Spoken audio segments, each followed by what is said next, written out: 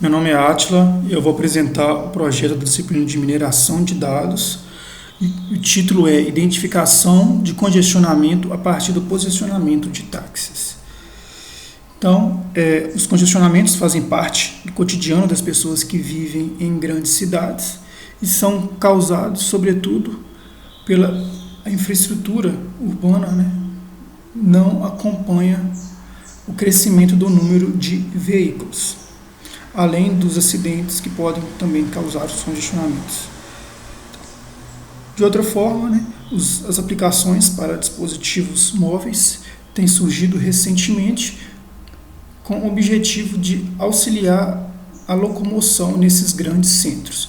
O Waze é um exemplo dessas aplicações que utilizam da geolocalização dos usuários para traçar uma rota melhor, que fuja dos tráfegos lentos e dos congestionamentos. Por outro lado, também, aplicações da chamada de táxi também têm tornado esse serviço mais eficiente. A partir desse serviço, você pode solicitar um táxi e escolher o táxi que está mais próximo de você. A partir de então, você pode acompanhar a posição do táxi até o ponto demarcado para embarque.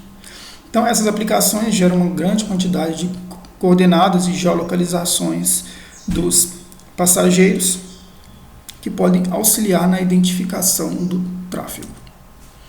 Então, a pergunta que eu vou buscar responder é: como identificar os congestionamentos a partir do posicionamento coletado dos taxistas que usam aplicativos de chamada de táxi? Uma possível solução é a utilização de algoritmos de agrupamento que considera tanto aspectos espaciais quanto temporais. O DB-Scan é um algoritmo de agrupamento por densidade que leva em consideração apenas aspectos espaciais. O ST-DB-Scan é uma variação desse algoritmo que considera também outros atributos, como temporal, por exemplo. Então, a proposta desse trabalho é encontrar os lugares onde os táxis percorreram trajetos com velocidade lenta utilizando o ST-DB-Scan.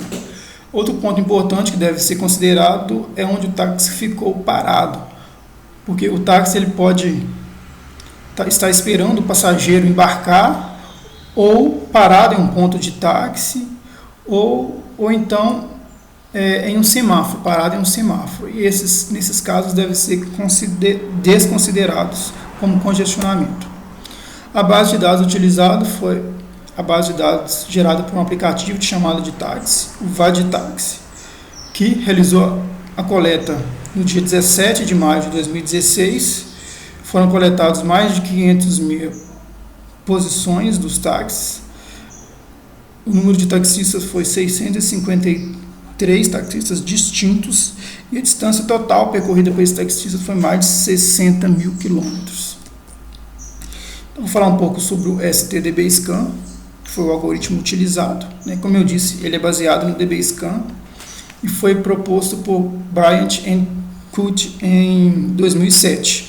Ele possui os seguintes parâmetros: D, que é a base de dados que contém os pontos.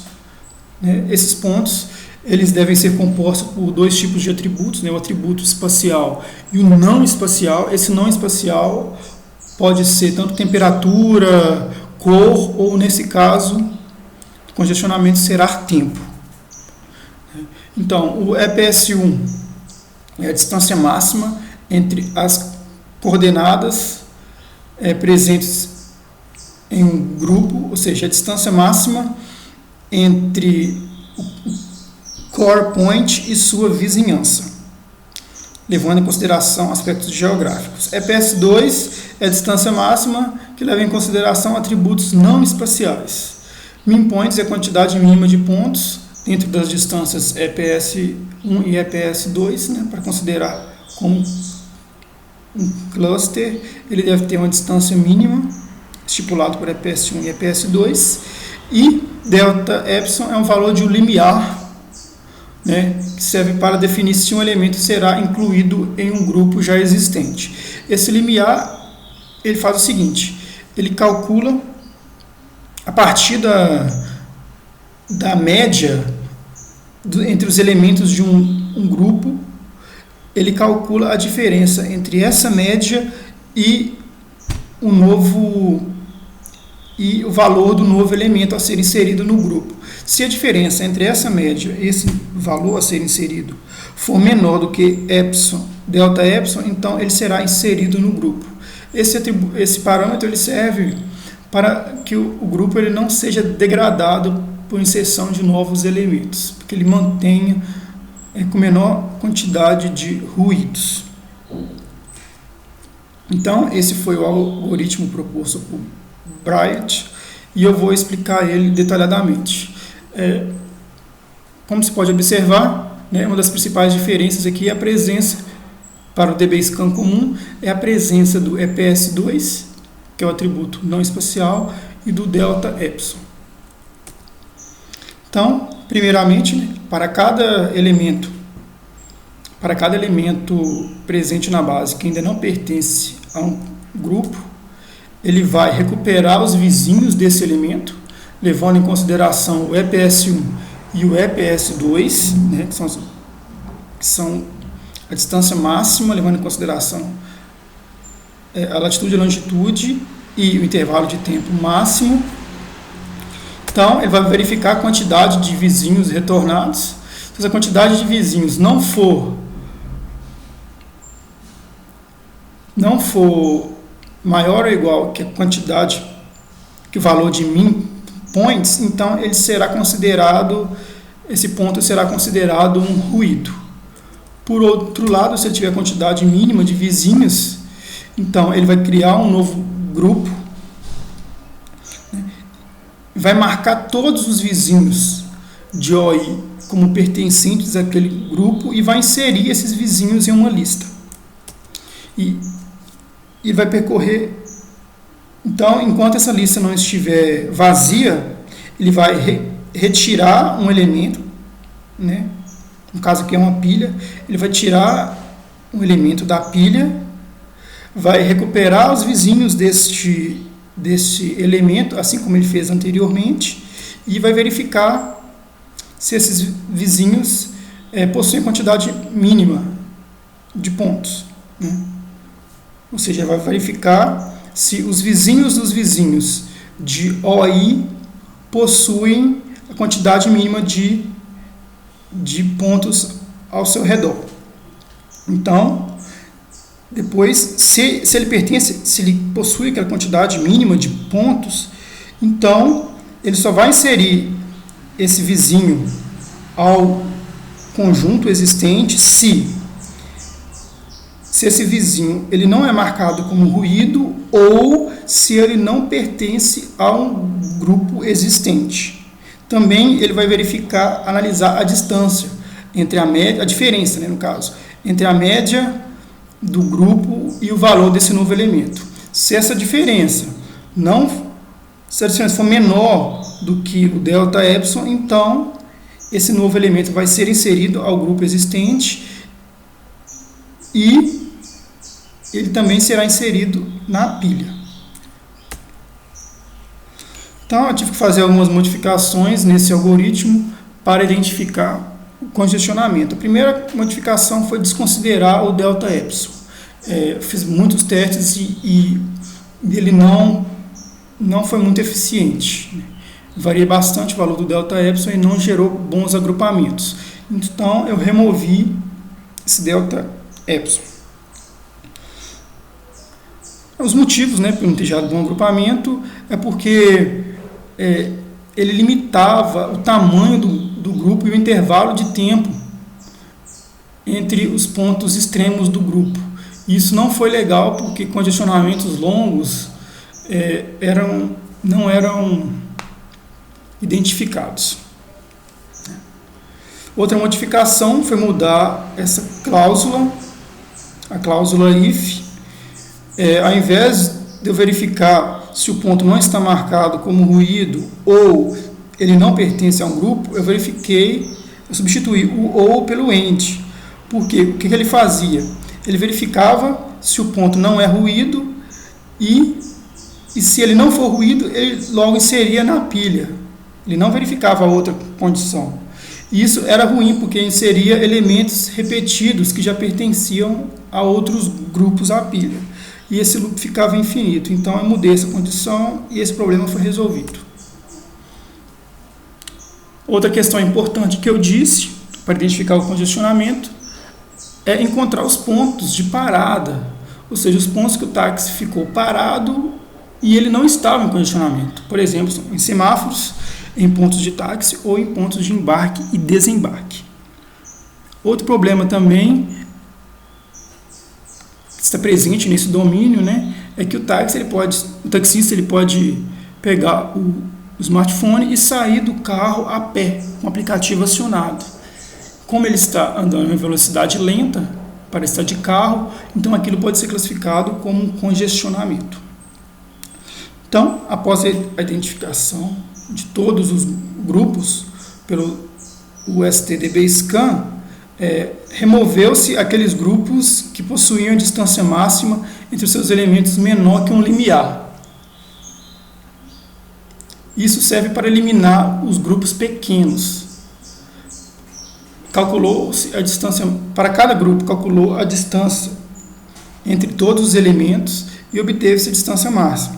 Se essa distância máxima for menor do que um atributo, um parâmetro min-amp, então aquele grupo será desconsiderado. Ou seja, serve para eliminar grupos pequenos que são característicos a pontos de parada. A escolha dos parâmetros é fundamental para o sucesso desse algoritmo, né? Então, para identificar os condicionamentos, EPS1 e EPS2 devem ser escolhidos de forma a capturar os veículos que andaram a velocidade lenta. Então, para escolher bem os valores desses atributos, deve-se conhecer um pouco do domínio também. Como a posição do táxi é coletada de 1 em 1 minuto, então o atributo espacial, o EPS2, foi setado como 60 segundos. Esse valor foi deixado fixo. E variou-se apenas o parâmetro espacial para representar as velocidades 6, 10 e 20 km por hora. Então, EPS1 para 6 km por hora foi setado como 100 metros para 10 km por hora, como 166 metros e para 20 km por hora, como 330 metros. A quantidade mínima de pontos foram 2 vizinhos, né? O min PTS foi setado como 2 vizinhos, porque os agrupamentos têm como característica serem lineares, né? Por estarem presentes em ruas. E uma quantidade muito grande de vizinhos não representa esse comportamento. Min-amp, né, que é a quantidade, que avalia se a quantidade máxima, se a distância máxima entre os elementos do mesmo grupo é suficiente para ele não ser um ponto de parada, foi setado com 500 metros. Ou seja, se um grupo tiver distância máxima menor de 500 metros, então ele não será considerado, será considerado um ponto de parada. Então, aqui estão os resultados, né? Primeiro para uma velocidade de aproximadamente 20 km por hora, que nós temos um mapa de Curitiba e os grupos marcados em verde. Os ruídos não foram representados. Como se pode observar, tem uma grande quantidade de grupos para esses valores de atributos, 20 km por hora. Ao todo foram 9.522 grupos, né? E esses grupos possuem uma distância média de pouco mais de 1 quilômetro, né? E essa grande quantidade de grupos se deve ao fato da velocidade. 20 km por hora é a velocidade